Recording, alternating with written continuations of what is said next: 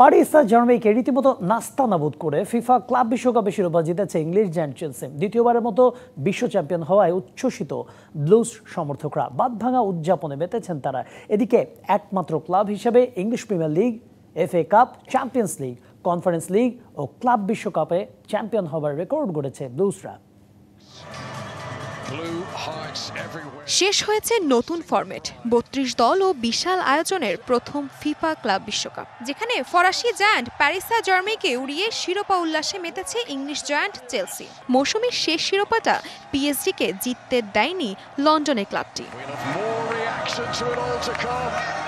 Champions লিগের ফাইনালে ৫-০ গোলে ইন্টার মিলানকে উড়িয়ে দিয়েছিল PSG।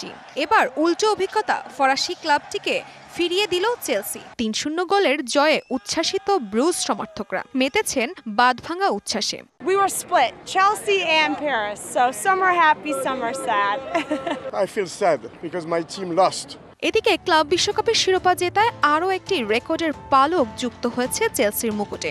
ইংলিশ ফুটবলের প্রিমিয়ার লিগ, FA কাপ ও EFL কাপের পাশাপাশি উয়েফার ৩ শিরোপা, চ্যাম্পিয়ন্স লিগ, ইউরোপা লিগ ও কনফারেন্স লিগও জিতেছে চেলসি। এসবের সাথে ক্লাব বিশ্বকাপ জয়, এমন কীর্তি নেই আর কোনো ক্লাবের।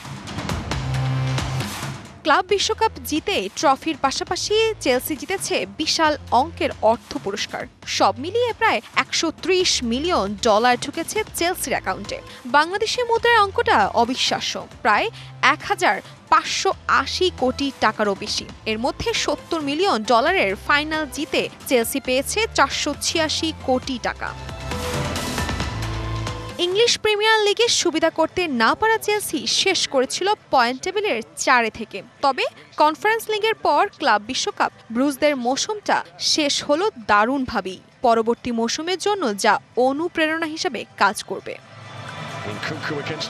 Tasfia Tabassum, DVC news desk.